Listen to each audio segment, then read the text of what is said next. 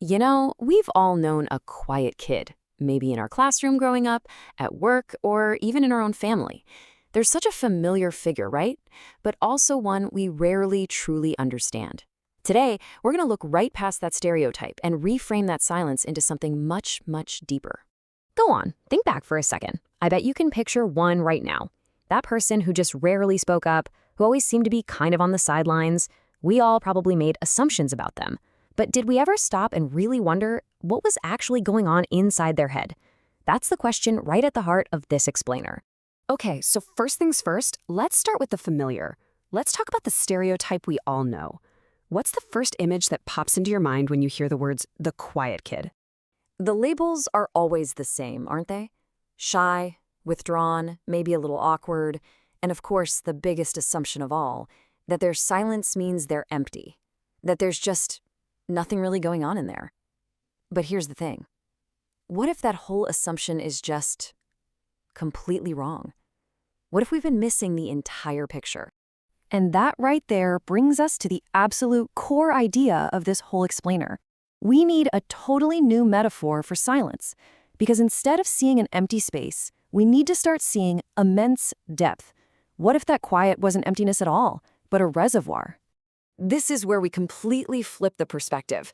So what we think is an absence of words is actually a reservoir of thoughts. What we might label as shyness is often just intense, deep observation. And what we mistake for emptiness is really, really profound depth. It's a game-changing way of seeing things.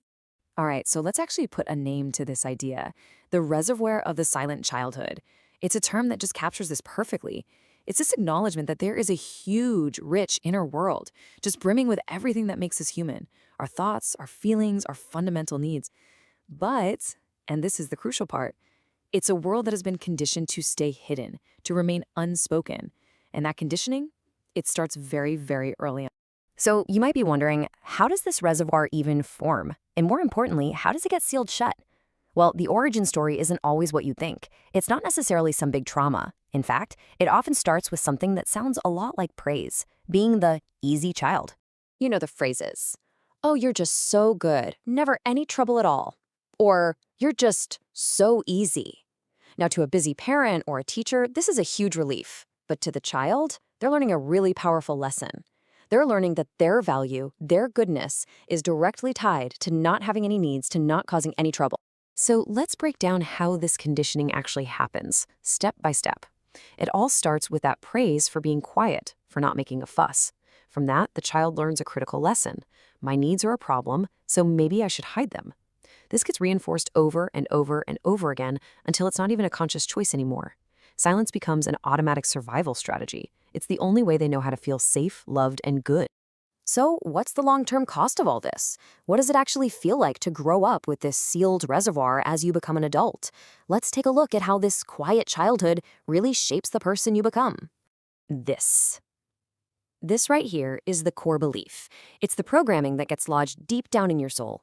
It's this quiet, constant whisper in the back of your mind that says, any need you have, whether it's for help, for attention, for comfort, or even just for rest, is fundamentally an inconvenience to other people. It's a burden you should never, ever place on the world. And the consequences of that core belief? Well, they're huge, and they show up in adulthood in really specific ways. It becomes almost impossible to ask for help, right? Because that would be an imposition. You often become a chronic people pleaser, always trying to be easy to manage. Your own needs start to feel optional or even selfish. And after years of this, you can become so disconnected from that inner world that you don't even know what you want anymore. The line to that reservoir is basically cut.